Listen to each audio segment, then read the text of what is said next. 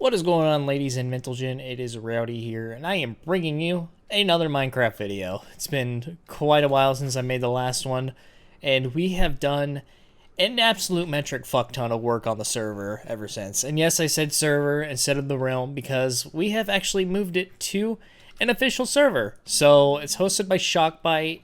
It's been like up and down this entire time, but I don't know if it's Shockbite's fault or the server itself, because we built so many things in the server ever since the last episode that I'm pretty sure it's starting to cause it to be a little bit buggy and a little bit laggy.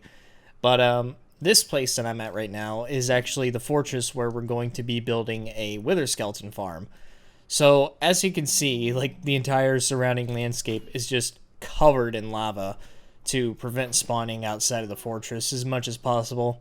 But already this is pretty much starting to work pretty well at the moment. We're getting a ton of more wither skeleton spawns, and at the same time we're getting a ton of blazes as well. There's another skull right there, bringing it up to 10 that I have on me right now. We got 2 beacons right here, so it makes it easier to kill some wither skeletons. We're basically running strength, resist 2, and regen, and it seems to be working pretty well. We're getting a absolute fuckload more skulls at this fortress than we did before, and there's another one right there. Shit, I might be walking out of here with 12 instead of 9. So as for the actual wither skeleton farm itself, this is where I'm going to be building it. I haven't really gotten ready to start building the thing just yet. It's probably going to take a little bit of time to make, because one of the biggest issues we have here right now are blazes. Like, sometimes there'll be like 20 blazes that spawn and they're just sniping you from every single direction. So they're kind of a nuisance to deal with.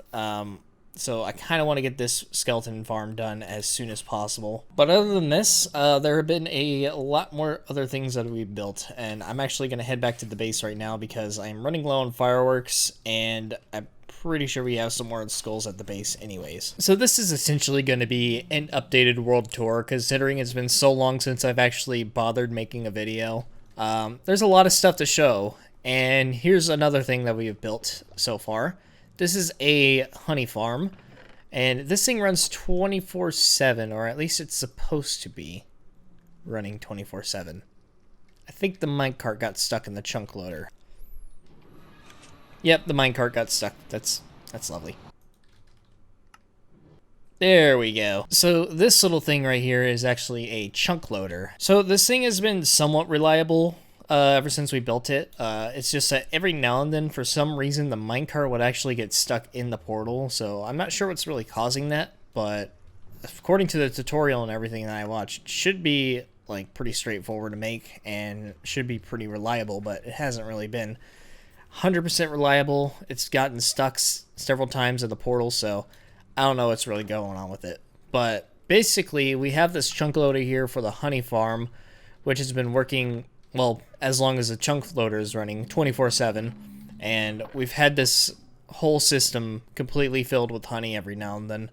And as you can see, we have quite a lot of honey blocks from it. So this is basically Ilmango's design. Pretty much everything that I'm building in the server is going to be from Ilmango because, well, he has some of the best farms on Minecraft that aren't too complex and not too complicated to make, but are really effective. So we have this whole row of hives right here with bees.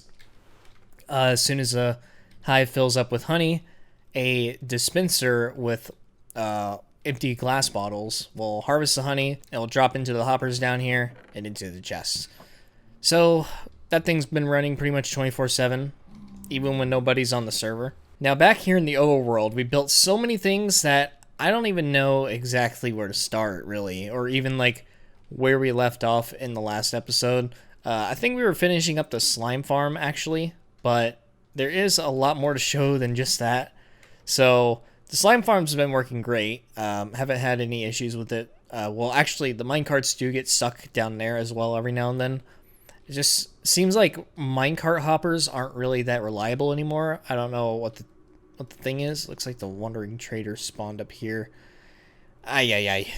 So we're going to start things off over on this side of the base. Well, first of all, I've actually cleared out all the trees in this general area, so we can actually start building some stuff over here. Not exactly sure what I'm going to build over there just yet. So starting things off, this is a 0-tick sugarcane farm. Pretty simple. Flip this lever, and flip that one, and it will basically create a bunch of sugarcane. So produces it somewhat quickly. So this is a zero-tick sugarcane farm. As you can see, like, it doesn't really collect every single block that I'd like it to, but gets the job done. Still produces a ton of sugarcane for us, which we actually need because I've been going through rockets like crazy trying to build that wither skeleton farm. So to make rockets, we actually need a creeper farm as well. So that's what this is right here. It's several layers with cats sitting in mine carts. You can probably see them right up there. But we have a ton of cats going all the way up this thing, and basically whenever the creeper spawns, it gets scared, runs over to the edge, falls on the magma blocks, and the minecart hopper collects all the gunpowder. And this thing works very, very well as long as you're the only person on the server. So you can isolate the spawns way up there in the spawning platform. So pretty much to get this farm to work, all you have to do is fly up here. You don't have to come up here, but this will give you the maximum spawning rate. So being up here pretty much isolates all the mob spawning into that building alone. And there will be a ton of creepers that spawn in, fall down immediately, and get killed pretty quickly by either fall damage or the magma blocks. And it collects a ton of gunpowder. So pretty much like if I go to the gym or if I do something else that I'm not going to be actively playing for, I could just chill up here and stockpile a bunch of gunpowder, and we'd be set for quite a while. So this is pretty much going to be the start of the main build for now of the server. This is going to be like a small little farm town that I'm going to be building right along the beach. And you can see like I'm trying to be a little bit more creative with my building. I am getting inspiration from a few different players to make this thing, but as you can see, I am getting stuck on quite a bit of building designs. I want to become a better builder, but I don't want to be building like boxy, squarey things everywhere. I kind of want to be a little bit more dynamic with it. So this building right here was 100% original, my idea. Yes, it kind of was inspired by people here and there, but I didn't look up any exact tutorials on how to build it or anything like that. I just kind of went with what I knew, but I just kind of went with it. Same with these custom trees right here. I could do a better job. I'm actually thinking about updating this texture pack to make leaves look a little bit better and not a square box like that. I gotta figure out how to do that at some point. But yeah, this town is pretty much gonna go down right over here. That's a big lighthouse that we're building right now. I got this bottom and middle section. I didn't do the top part of it, but basically I wanted to tear the thing down and restart because I didn't think it looked that well, and I think I could have done a little bit better job with the shape of it. But I think we're just going to leave it like that for now, and then we'll tear it down some other time. But we got to put a little roof on it, so probably like a circular roof on the lighthouse, and then that will pretty much be mostly completed. As for this little pathway thing, it just continues up onto this hill, and up to this point, it pretty much reaches a dead end, because I don't really know exactly what to do with this area just yet, but we will get to it at some point. Over here, we have a storage building. Well, obviously it's not completed, but this was a automatic item sorter at one point, but yesterday we actually decided to tear it all down because it was actually causing quite a lot of lag on the server. So if I were to choose between having an automatic sorting system versus lag, I would rather have no lag. So that's pretty much the reason why we dismantled all that. Yeah, this is pretty much where we're storing all of the common blocks. At least we're not going to keep like things like certain specific items in here, just the most common things. If you go down the little pathway, this right here is something that Christian's working on. It's like a little Japanese themed garden slash thing. I don't remember what he called it, but this is a little sushi shop right here, little temple shrine thingamajiggy. I don't know what the hell it's called. And then up here on this platform, he's going to be building something. I did not realize that he's actually expanding it out even further. That might be a problem with the mountain shape. And here's a cute little windmill that Nick built. I forgot to show one other thing back here, and this thing is pretty fucking badass. So instead of explaining it, I'm actually going to demonstrate it. So I think you can imagine what goes on right here.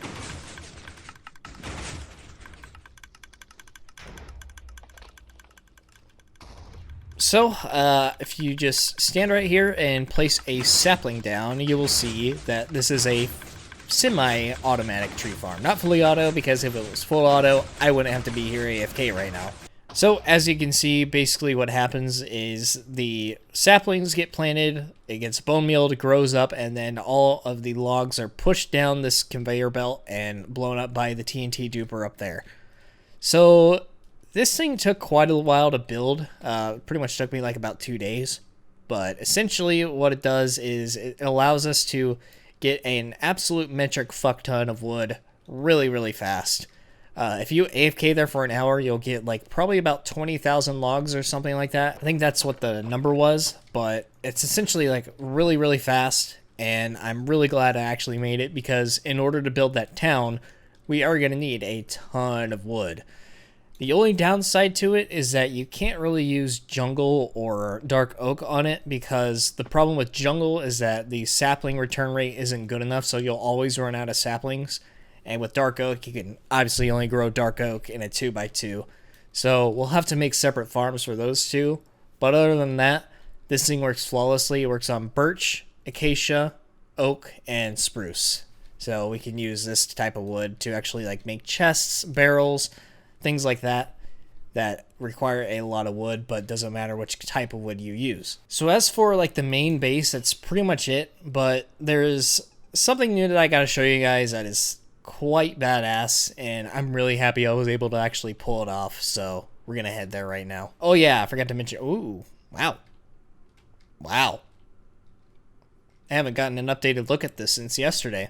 So Haley's home used to be here, but now it's been turned into a bar slash hotel. And I've seen all this downstairs area. This is pretty much like mostly Christian's work. He didn't really use any tutorials or anything like that. He kind of just went with it. And I have not seen the updated upstairs, and oh my goodness, this actually looks so good. Wow. Wow. This is awesome. I'm actually really impressed. This is sick. Roof access and everything. Oh my. Curious how this looks in the default texture pack, but I'm not curious enough to have the whole thing ruined by me by the ugly default texture pack. But my goodness, this is really nice. This is sick.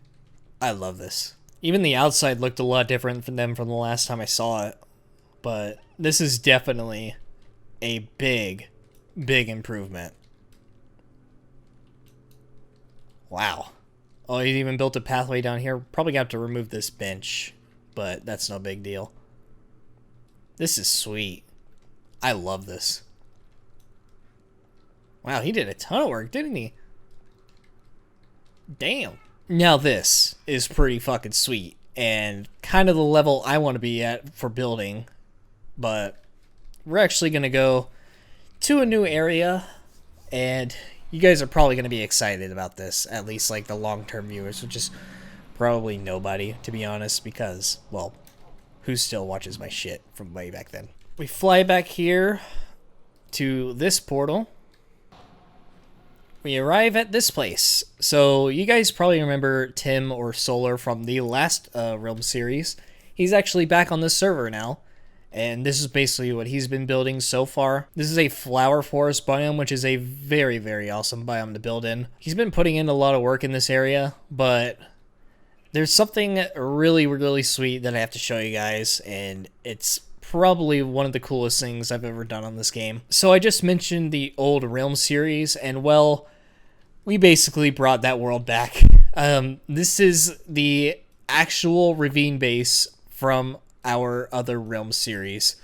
So essentially what I did was I took the world save of the last Realm series, I copied those chunks over into this world, moved the chunks to this area, and then we have been doing some terraforming to pretty much like make this look like a natural build.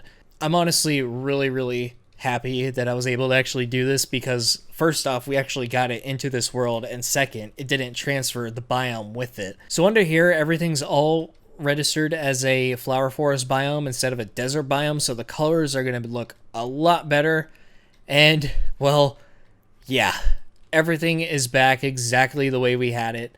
The only problem is like this is a little bit earlier version of the Realms base, so essentially like some of the stuff that we built isn't here now, but we can rebuild that. Who cares?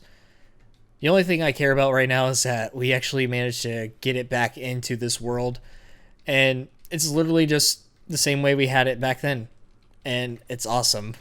So everything in my base is back. Everything that I had in the chests is back.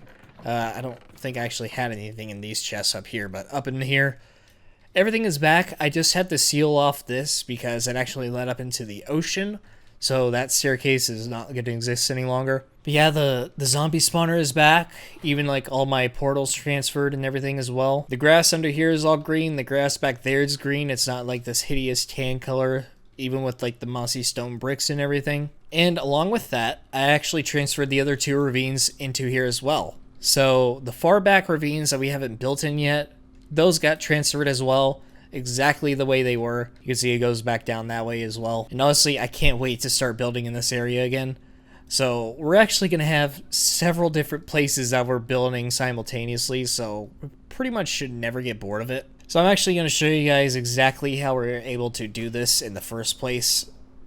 So on the screen right now, you're seeing some screenshots as to what the area looked like whenever I imported everything. So essentially what we had to do is go in and delete all the unwanted chunks that we didn't need to have transferred over, so we can minimize the terraforming work that we would need to do.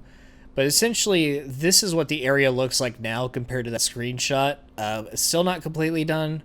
You can still see there's some unworked chunks back in this area that we need to fix a little bit more, such as like this area back in here.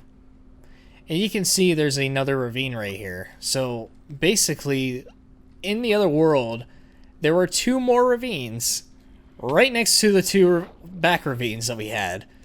So this has now gone from a penta ravine base to a whatever 7 would be. This is 7 ravines now, so I think the other ravine should be back in that direction somewhere. It's only like literally like 10 blocks or less. So this base just got a lot more interesting, and I seriously can't wait to start building in here. This is going to be an amazing build. So yeah, that's essentially it. This whole area back in here was already terraformed by me and Christian, so most of the work has been done. It's just like the fine-tuning of it now. But essentially, we pretty much brought everything back the way it was, and I can't be happier with it. So essentially, that's going to be everything for the world tour. In the next episode, we're probably going to start building the Wither Skeleton farm. I want to get working on a raid farm and probably do some more building in the farmland area. I'm probably still not going to be building in this area for a little while because we still have to do some more terraforming. But other than that, guys, that's pretty much it. Hopefully the videos will resume weekly here from now on. But thank you all for watching, and I'll see you guys in the next one. Later.